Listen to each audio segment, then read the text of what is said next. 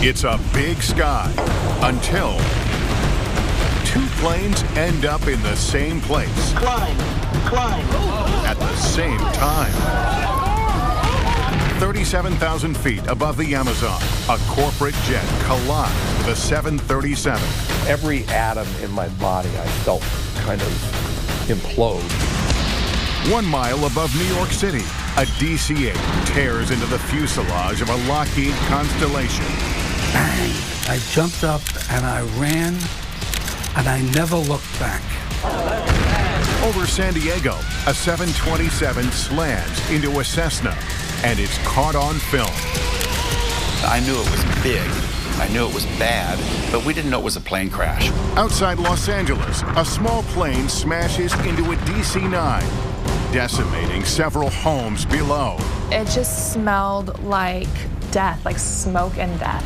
Eyewitnesses and survivors tell their harrowing stories, and dramatic animations put you right there with the troubled aircraft. That big sky just got a lot smaller.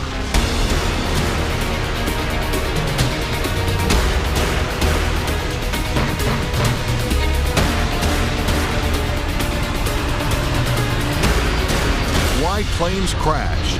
Collision course. A new concept in air transportation. The travail has been taken out of travel. When this short film about transatlantic commercial jet travel was released by Pan Am in 1958, flying was a special occasion. People got dressed up. Meals were served on white linen. Delicious food adds to the enjoyment. We all know that's changed, but an even more significant change is the increase in air traffic. Flying over the U.S. in 1960, there would have been about 1,400 planes in the sky at any given time. Today, that number is more like 7,000. In 2011, we flew almost 3 billion people. We fly about the population of the Earth every 24 months or so, and it's expected to grow. With such an increase in volume worldwide, it seems there would be a greater risk of planes colliding in the sky.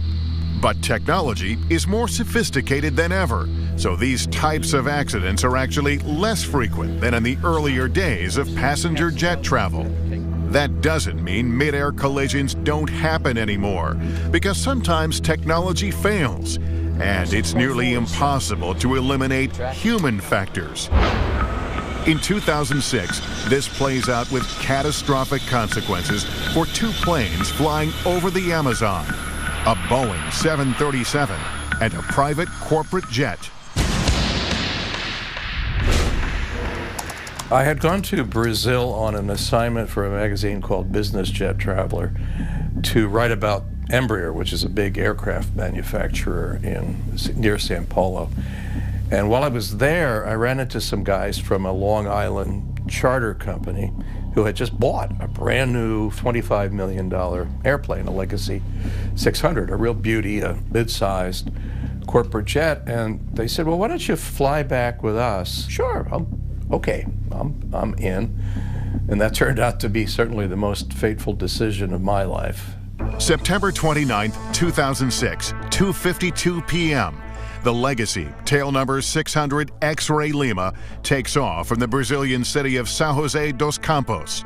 Destination, the city of Manaus, nearly 4 hours to the northwest. Air traffic control instructs the Legacy to fly at 37,000 feet, where it levels off by 3:33 p.m. Meanwhile, 2 minutes later, Gol Airlines Flight 1907 departs Manaus for the country's capital of Brasilia in the south. Within half an hour, the Gol plane, a Boeing 737, reaches its assigned cruising altitude, 37,000 feet. The 737 is heading southeast. The Legacy is heading northwest. These 2 aircraft should be at different altitudes. Instead, they're on a collision course.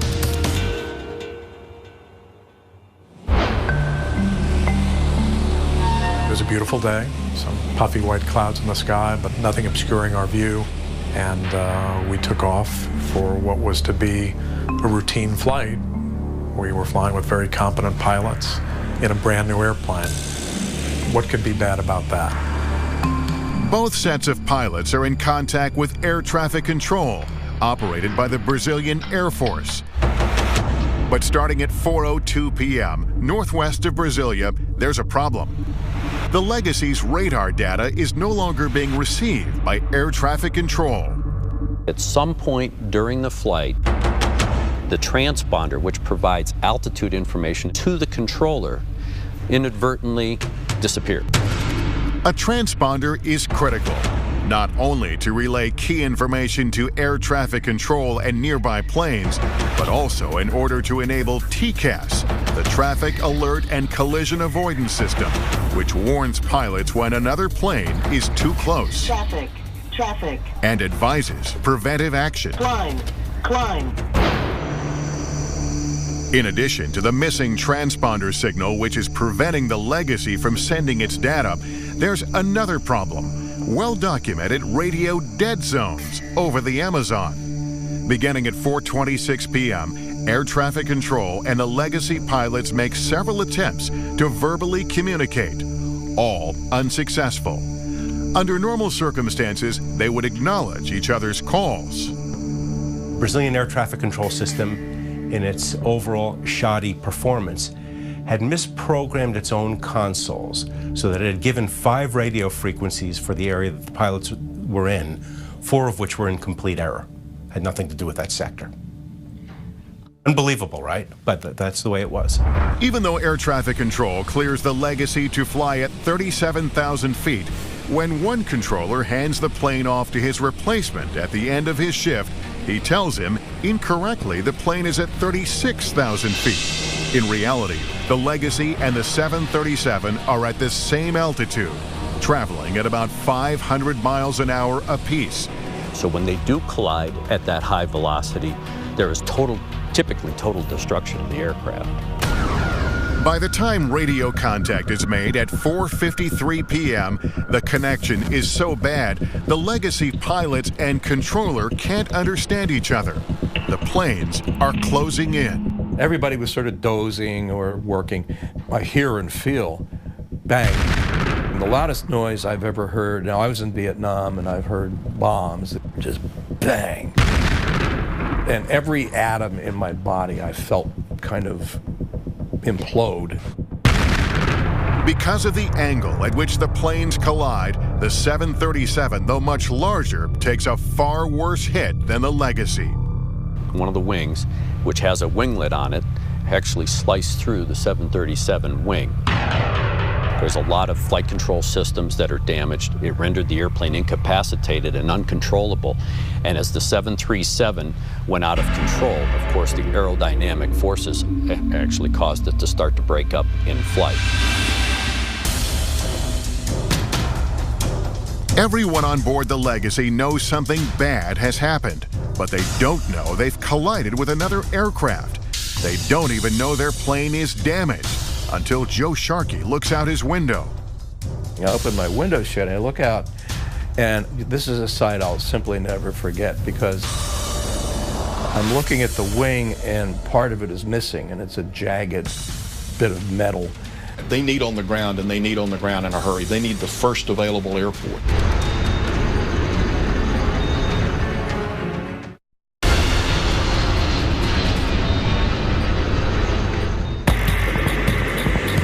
September 29, 2006, 7 miles above the Brazilian Amazon, a 737 collides with an Embraer Legacy. It's a devastating accident. The 737 is rendered uncontrollable and plummets toward the ground. But the Legacy is still in flight, its left winglet gone and horizontal stabilizer damaged. As the pilots struggle to fly the plane, no one on board knows there's been a mid-air collision. What they do know is they're in trouble. To think that you may not see your family, or that they're going to read about you and see about your death and on TV and on the newspaper, it was a horrible thought. I wrote a note to my wife and figured, well, maybe they'll find the note. I said, I love you. Our time together has been golden. And, you know, I'm sorry I'm going to die. But, you know, I said it in a way that was nice. Like most plane crashes, a series of events, not just one, led to the collision over Brazil. Two planes fly straight toward each other after air traffic control put them at the same altitude. Radio black holes over the Amazon limit communication between controllers and the Legacy pilots. And for nearly 1 hour before the collision, the Legacy's transponder doesn't transmit. So two controllers working back-to-back shifts don't receive its signals. A competent controller would spot that within 2 or 3 sweeps. There's a sweep every 10 seconds, within 20 or 30 seconds. This plane disappeared in that sense for 50 minutes, not 20 or 30 seconds. Within 3 minutes of the impact, the transponder is reactivated. But the Legacy is now compromised. It needs to land soon. The longest 35 minutes I've ever spent in my life, you know, wondering, were we going to make it down safely, wondering with every turn, would they lose control of the airplane? The closest runway is a military base, literally an airstrip in the middle of the jungle. As the pilots desperately try to get the plane there, it's a white-knuckle moment for everyone on board. We were within 5 minutes of not flying anymore. It was clear, the trees were coming closer and closer, and I thought, well, here we go.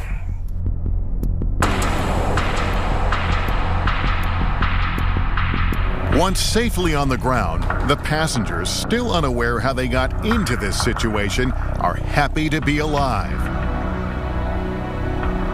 But hours later, they learn they've been involved in a mid-air collision with a 737, that the jet crashed in the jungle, and 154 people perished, and the mood quickly turns. I just sensed the change in the environment, and I knew that we were now being treated like criminal suspects.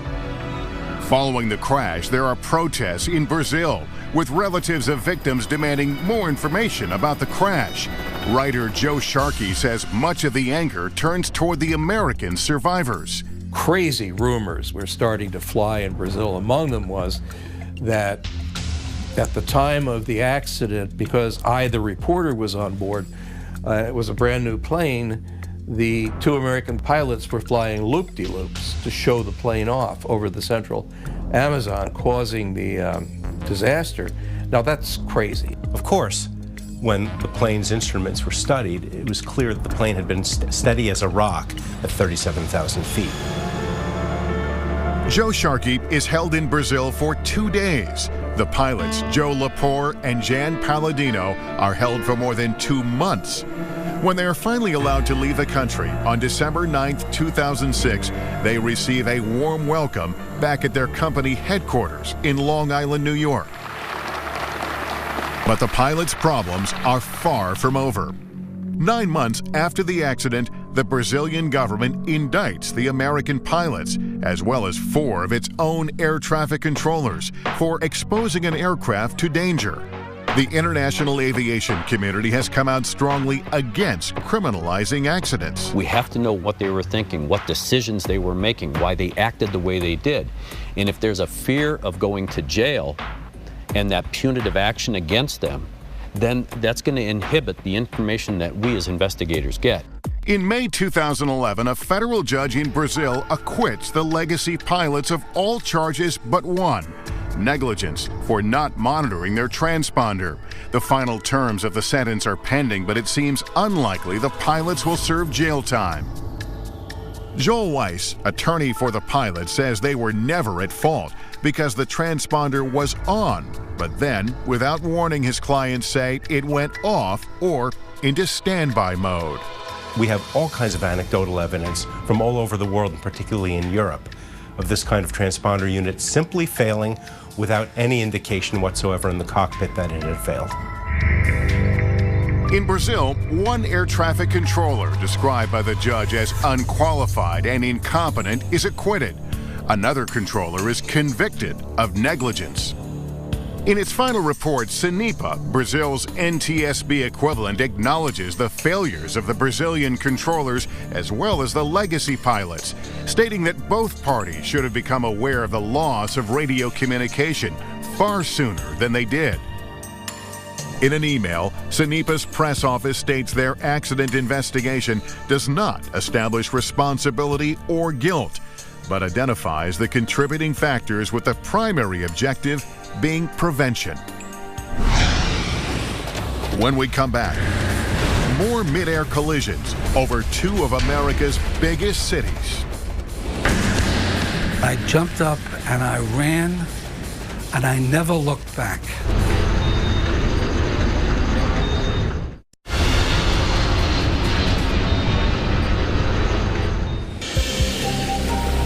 Before there was a modern air traffic control system, the burden of maintaining separation between commercial aircraft fell mainly on pilots. They kept their distance using what's called visual flight rules, otherwise known as C and B scene. Think of it as driving your car. You avoid traffic by seeing it and not putting your car where there's another car. The airplane works in visual flight rules the same way. C and B scene is a catastrophic failure in two deadly collisions between the same two airlines, TWA and United. The first crash is over the Grand Canyon on June 30th, 1956. These two pilots were having to deviate around thunderstorms. They actually didn't know that when they came back around the backside of the clouds, the other aircraft was there. The United DC-7 and TWA Lockheed Constellation, or Super Connie, collide at 21,000 feet. At the time, it's the deadliest accident in aviation history. The tragic aftermath of Saturday's TWA United Airlines crash, which claimed 128 lives. It was a watershed event. It was one of those accidents that we as a society said we're not going to have that anymore. The collision prompts the Federal Aviation Act of 1958, which creates the FAA, whose mission is to provide the safest, most efficient aerospace system in the world. Unfortunately, change doesn't happen quickly enough. It's a dreary December morning in 1960 when TWA and United have another catastrophic incident, this time over New York City. 10:25 a.m. Air traffic control alters the route of United Flight 826, a DC-8 shaving 11 miles off its path to New York's LaGuardia Airport. 10:30 a.m. United is at 14,000 feet and cleared to descend to 5. At the same moment, TWA Flight 266, a Super Connie like the one that crashed over the Grand Canyon, is heading to Idlewild Airport, known now as JFK. It's coming through 8,000 feet. United is told to head to a specific navigational fix or intersection, where it's to enter a holding pattern and await further instructions. But there are problems. The plane has two navigational instruments used at the time to determine position. One of them isn't working. And the plane is also traveling more than 500 miles per hour, a speed later determined to be excessive. And the DC-8 flies past its clearance. I would equate it to driving down a street. If you know where you are and you know the second left turn is the turn you need to make, that's great. But if you didn't see the first road to the left, you would drive beyond it because you didn't recognize the first cue. At 10:33 a.m., LaGuardia Tower advises TWA of traffic off to its right. No one realizes it, but the United DC-8 is heading straight for them. Then, 7 seconds later, as both planes approach 5,000, there's a brutal collision. One of the DC-8's engines tears through the fuselage of the Super Connie.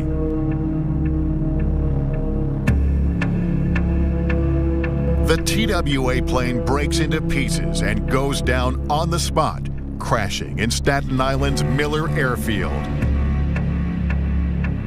But the United jet manages to stay aloft for 8.5 more miles until it's over Park Slope, Brooklyn, where Tom Regan, then 20 years old, is standing on the street.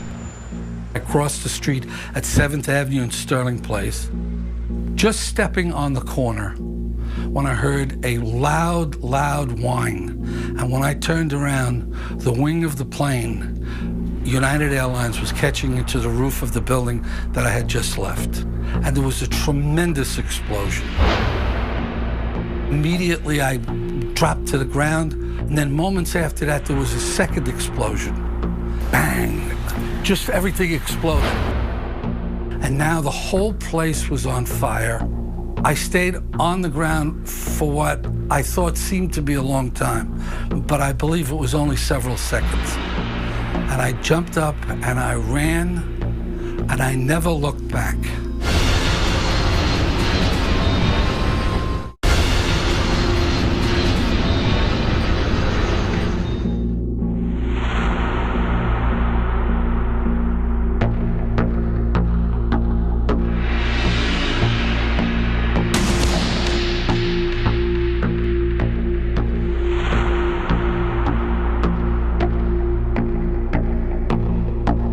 There was a tremendous explosion. Immediately, I dropped to the ground, and then moments after that, there was a second explosion. Bang! Just everything exploded. And now the whole place was on fire. On the street, people are astounded to learn there's a single survivor, 11-year-old Stephen Baltz of Wilmette, Illinois, who's thrown from the United plane into a snowbank. He had been given a Christmas gift to fly alone from Chicago to New York.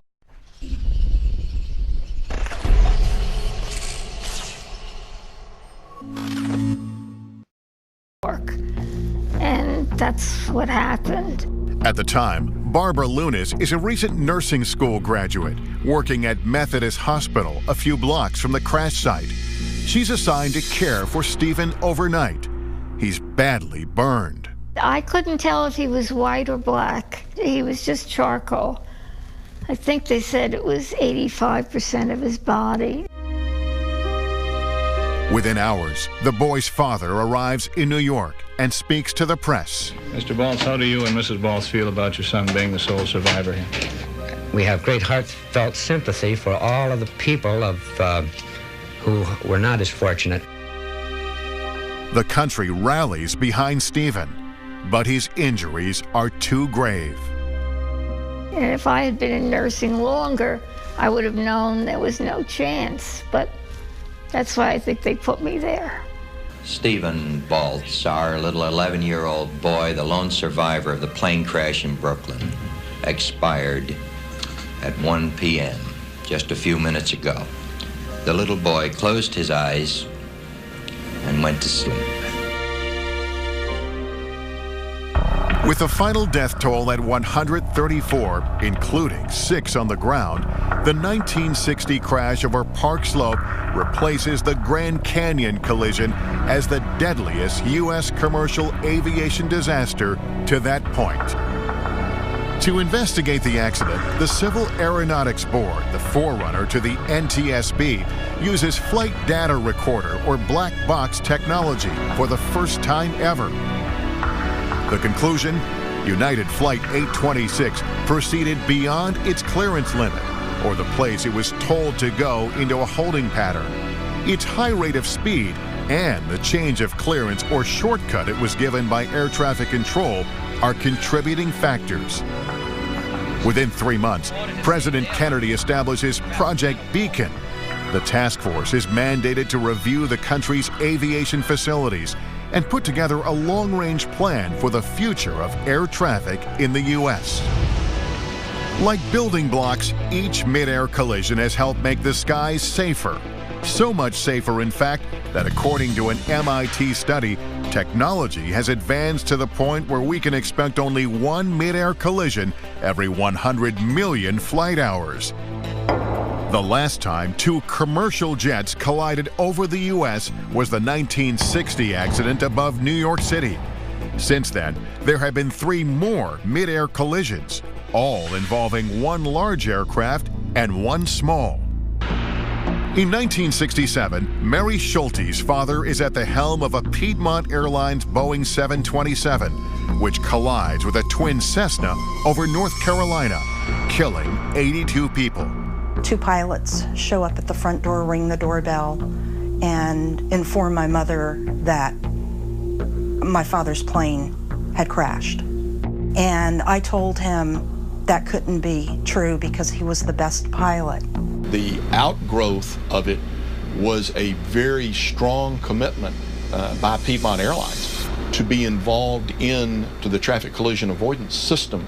And some years later, they were one of the first, if not the first, airline to fly with an active TCAS system on board. 6 years later, Betty Barrett is aboard a charter jet when it collides with a DC-9 over France. All 68 on the DC-9 perish. Everyone on Betty's plane survives. My father was sitting in the aisle seat, and I was sitting on the right-hand side, and I turned around, and he's very British and very stoic, and I said, "Daddy, do you think we're going to make it?" He said, "I rather doubt it, darling," and pointed to the other wing. Somebody sent me this picture of when we landed of the plane, and as you can see, the tires are all blown out, and this is the broken wing here. You can see all this, and I was told afterwards if we had lost 1 more meter of our wing, in other words, it ends here, then we would have blown up as well. I keep this always in my room to remind me that if you survive this, you can survive anything. Then, in 1978 and 1986, there are 2 more mid-air collisions in the U.S. Building on the accidents that preceded them, they force major change in the aviation industry. There are eerie similarities. Both occur in broad daylight on picture-perfect days in Southern California. The first, on September 25, 1978, is caught on camera.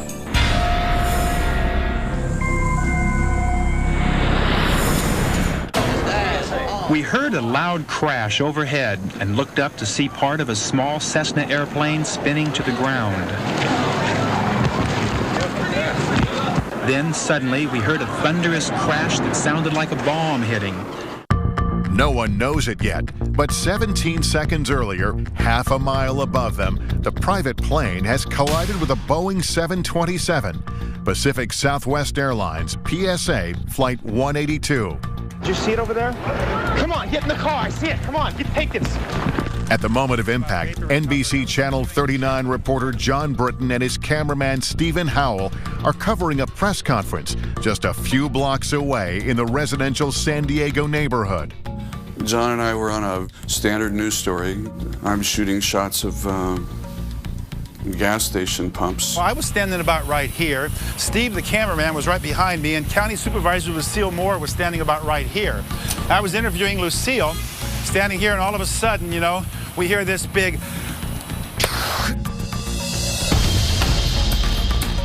Something started falling out of the sky. People started just going, oh my gosh, oh my gosh. And I just clicked the camera on right away and just moved out to the left side.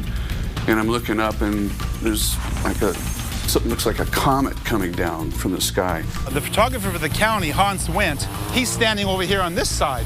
So when the collision happened, and Hans looks up this way, and Hans got off 2 shots of the PSA Air 182 before it crashed. When I looked up, all I saw was the airliner with the engine on fire, and it was starting to bank to the right. And a big chunk of the leading edge of the wing was torn off. So I knew that the plane, you know, had to crash. It couldn't possibly survive. And everything happened very fast. I just got off 1 shot, sort of by instinct, and the second picture was almost a silhouette. Cameraman Steve Howell and I rushed to the scene 2 blocks away. There were several homes involved in a raging fire. There was thick black smoke shooting 300 to 400 feet into the air. Just as a wall of flames. I'm going, it must have been a gas main or something, you know. I mean, how could this be? This was the largest thing that had ever happened to me in my news career to that point, and I knew it was big, I knew it was bad, but we didn't know it was a plane crash. When we come back, how an assumption leads to tragedy. They're required to tell air traffic control that they no longer have the Cessna in sight. That didn't happen.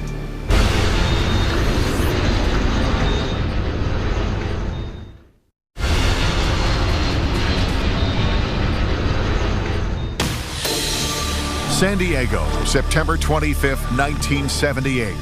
An NBC News crew captures a small plane spiraling to the ground after it has collided half a mile up with a much larger 727. Behind us, we heard a tremendous explosion. We knew at that point it was a lot more than just a single plane. And of course, we found out later it was an airliner. Both pilots in the Cessna are killed, along with all 135 aboard the jet and 7 people in the residential neighborhood below. Police set up a makeshift morgue at a nearby high school, and immediately the questions begin. Who's at fault? What caused this tragic accident? How could it have been avoided? To understand what happened, it's critical to know what transpired between air traffic control and the PSA crew in the 2 minutes leading up to the collision. As the Boeing 727 was approaching San Diego, they were told about a small general aviation airplane. It's a Cessna. Do you see him? And the PSA flight crew said, yes, we see him. At that point, the PSA crew became responsible for maintaining separation. The crew initially saw the airplane, but then at some point lost sight of it. They talked about it amongst the 3 pilots that were in the airplane. Yeah, do you know where that Cessna 172 is? I think it passed off the right side. 182, roger. They're required to tell air traffic control that they no longer have the Cessna in sight. That didn't happen. The Cessna 172 actually deviated without clearance from its assigned heading. Unfortunately, it was in a position that was directly in front but below the 727. The crew couldn't see, just looking out the window, where the airplane was because it was below their field of view. PSA 182 cleared to land. 182 is cleared to land. Tower, we're going down. This is PSA. Okay, we'll call you equipment for you. The 172 struck the leading edge of the right wing about halfway across the span, and that is the famous picture. You see smoke and fire trailing from the right wing of the Boeing 727. As a result, it pulled the nose further and further down, and they couldn't stop it. And they lost control. They did not have control of the jet, and it tragically went into the ground. In its final report, the NTSB faults the PSA crew for failing to maintain visual separation from the Cessna and for failing to inform the controller when they no longer had the other aircraft in sight. Contributing to the accident, says the report, air traffic control procedures, authorizing controllers to use visual separation when radar was available. The report notes that flight crews exercise a lower degree of vigilance in areas where they receive radar assistance. And it says controllers seem to similarly relax vigilance. This controller may have believed that the flight crew had a better grasp on the situation than he did. It could be days before the cleanup is complete, and in the words of one policeman, it'll be years before this neighborhood is ever the same. After the PSA crash, the FAA steps up efforts to improve separation of aircraft around the nation's busiest airports and to modernize collision avoidance technology. But again, change simply doesn't happen fast enough. 8 years later, 1986, another sunny day over Southern California, another jet, another small aircraft, and another catastrophic mid-air collision.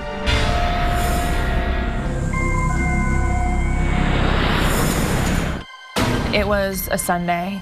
It was in August. And my brother and I were playing on the driveway. My father was sitting on the lawn, and we were on our bikes. And I remember my brother just very casually said, "Look, there's a plane on fire, and it's coming down on our house."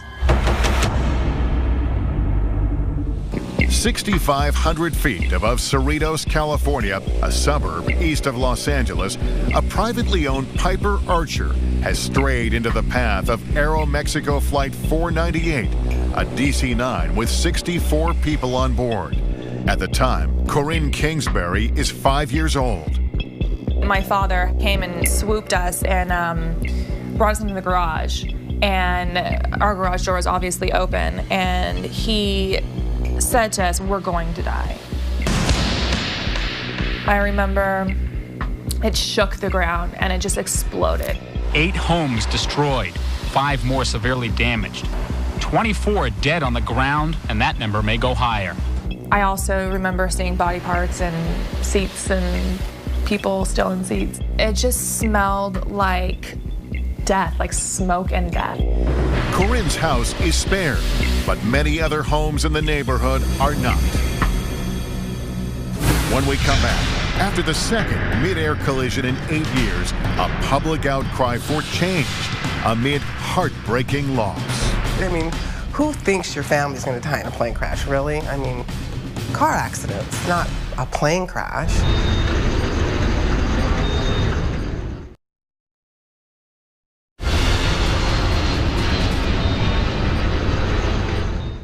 Good morning.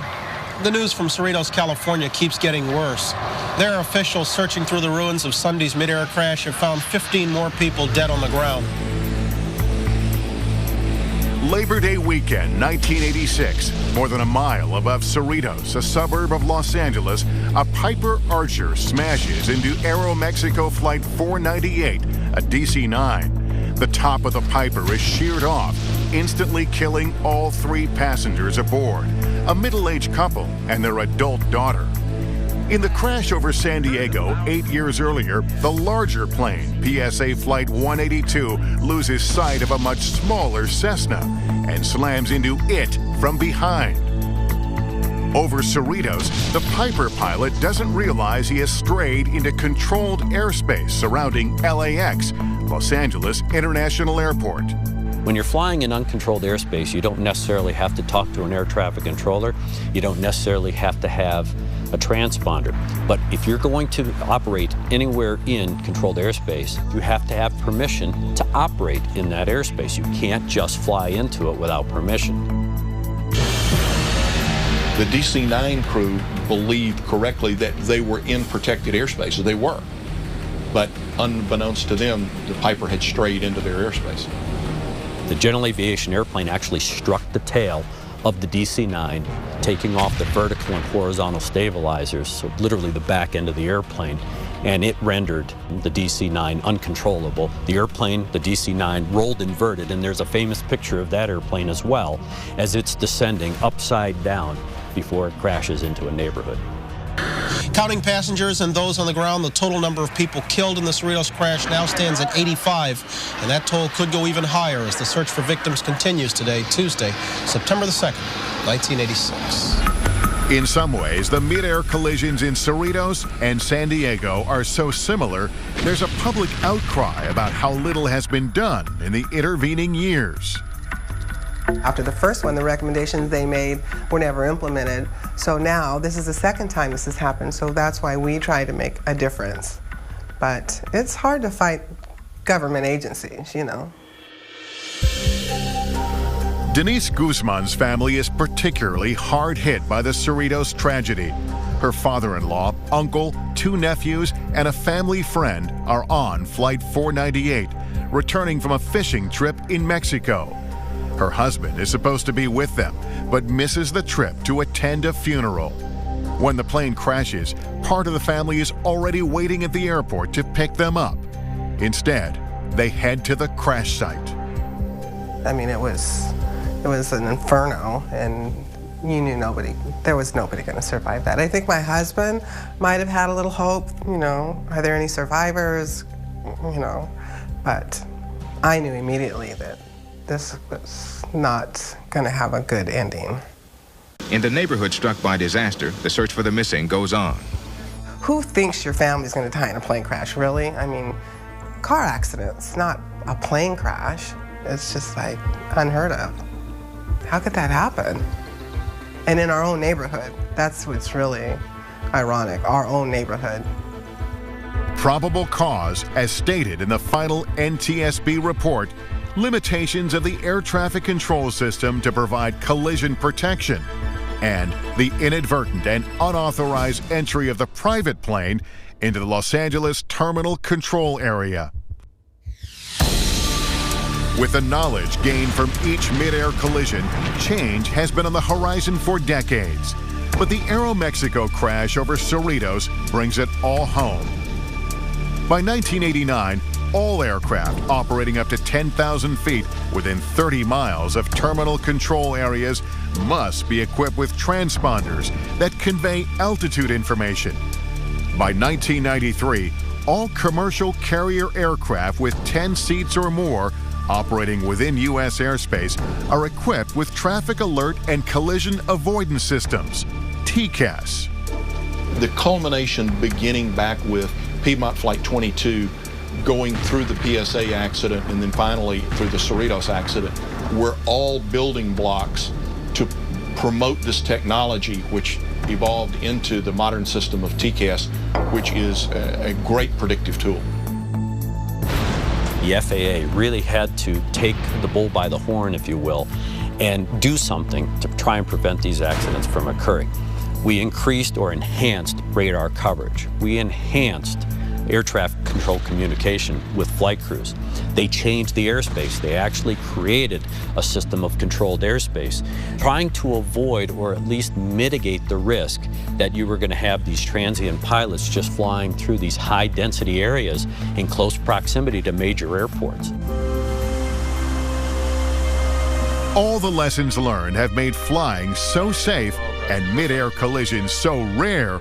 According to an MIT study, you'd have to fly continuously for 11,000 years in order to experience one. Unfortunately, many people had to lose their lives to arrive at what is surely the safest moment yet in aviation history.